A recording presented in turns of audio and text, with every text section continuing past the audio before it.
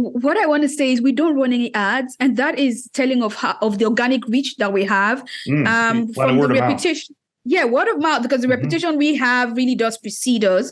We've had so many success stories that we run out of breath talking about them. So that also means that the people that we've made this impact in, again, also because we've created a cycle, it's also easy to then basically know when we're going to be calling for application. The month people get to know is always in November. So the people that have gone through our programs are our town criers, if I was to put it that way, and our unpaid ad systems that go on social media and keep talking about how this has completely changed their lives. Because the thing about CyberGirls that really does stand us out is not necessarily the tech skills. Those technical skills are fantastic to have, but that rounded experience that people get to have that changes their perspective, that reworks their minds, that rewires their minds, is really a very key thing that we're able to create through the programming that I said we have combined ways of doing what we're doing.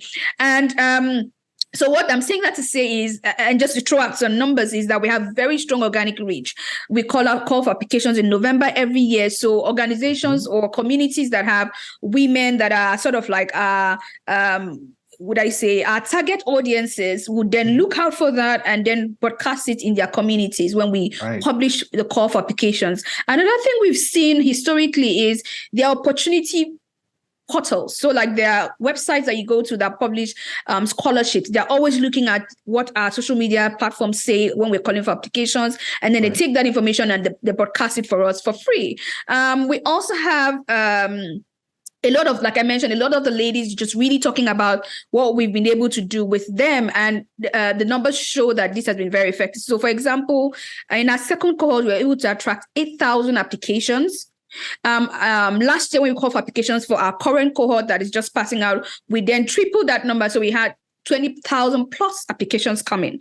So we're thinking, or we're forecasting that we'll either double that number for this cohort that we're calling for this month, or we're going to triple that. So it really is organic that way, the way that we attract the people that we want to see. Another key thing to mention as well is that we have a lot of women that actually want to come to cyber.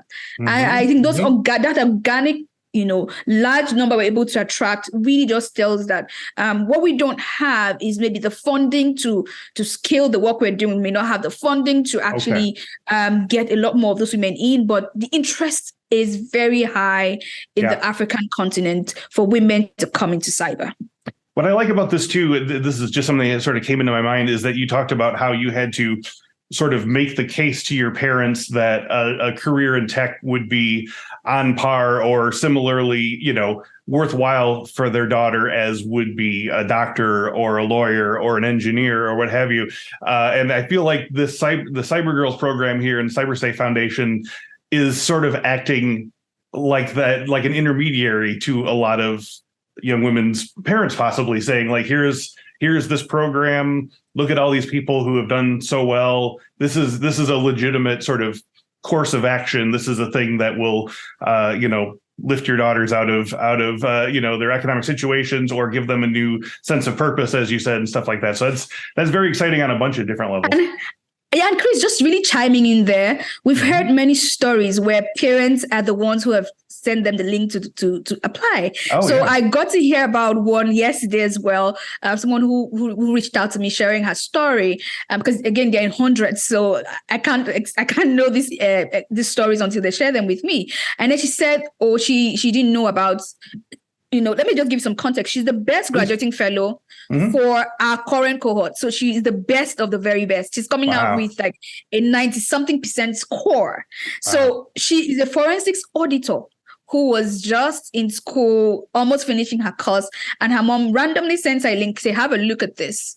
And she's coming out of her training now. She's done digital forensics and threat intelligence, combining that with her forensics and auditing background is just a lethal combination.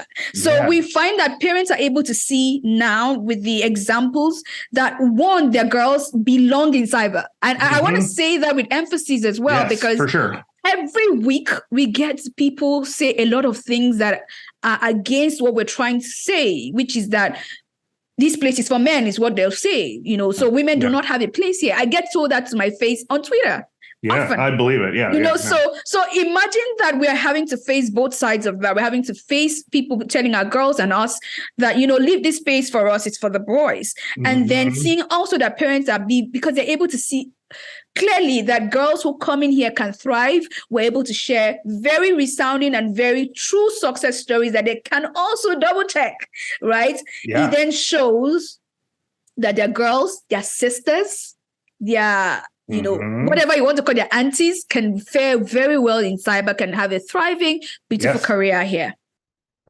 Have you seen Work Bites, the new security awareness training series from Infosec? Our team produced this series with 3 E's in mind: making security awareness training entertaining, engaging, and educational. Just go to infosecinstitute.com/free to learn more about this hilarious office comedy. And hey, let us know what you think about it.